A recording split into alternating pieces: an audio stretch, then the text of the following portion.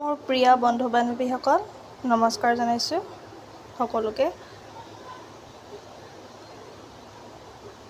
এয়া হৈছে লেহেতি শাক। আজি লেহেতি শাক বনাম আৰু এয়া মাছ ফ্ৰাই কৰিম। লেহেতি শাক কোনে কোনে খাই ভাল পায় জনাবচোন। আৰু মোৰ ভিডিঅ'টো যদি চাই ভাল পায় আপোনালোকে লাইক শ্বেয়াৰ ছাবস্ক্ৰাইব কৰিবলৈ নাপাহৰিব।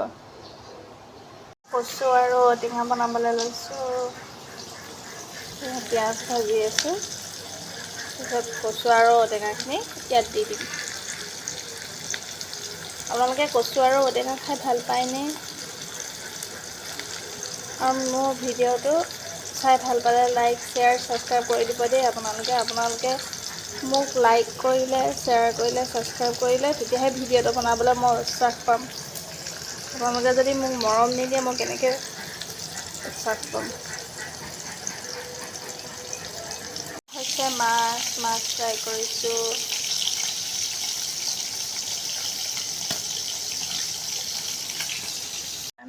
আজি বনাবলৈ লৈছোঁ ঢেকীয়া শাক।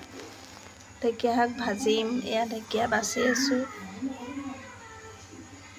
এয়া হৈছে ডিমে আলুৱে বনাম দম।